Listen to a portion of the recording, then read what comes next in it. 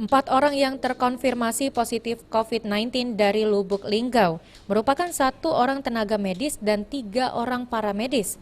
Mereka adalah tenaga kesehatan rumah sakit swasta Lubuk Linggau yang pernah kontak dengan pasien dalam pengawasan atau PDP asal Kabupaten Muratara yang meninggal dunia.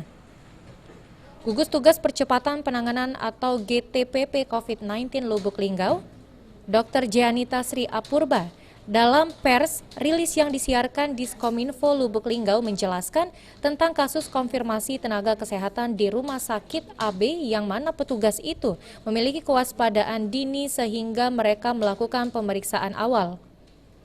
Dengan adanya penambahan 4 orang, artinya di kota Lubuk Linggau sudah ada 7 kasus yang terkonfirmasi dengan 6 kasus transmisi lokal dan 1 kasus berstatus impor. 7 orang positif tersebut, 1 orang menjalani isolasi di Rumah Sakit Muhammad Husin Palembang, 2 orang di Rumah Sakit Fatima Palembang, 3 orang di Rumah Sehat Silampari, 1 orang lagi melakukan isolasi mandiri. Adapun riwayat penyebaran COVID-19 di Lubuk Linggau, menurut Jeanita tersebar dari berbagai klaster, sedangkan penyebaran terbaru dari transmisi lokal sehingga Lubuk Linggau masuk zona merah.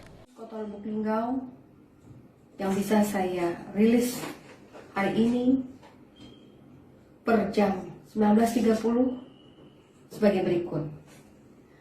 Kasus konfirmasi, jumlah keseluruhan 7 orang.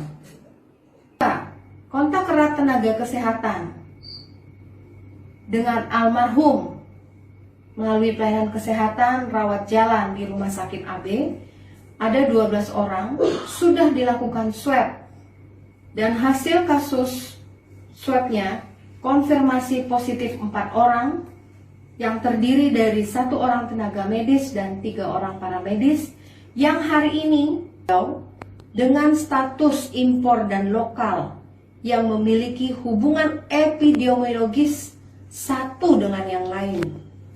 Hal ini dapat disimpulkan Kota Lubuk Linggau sudah zona merah.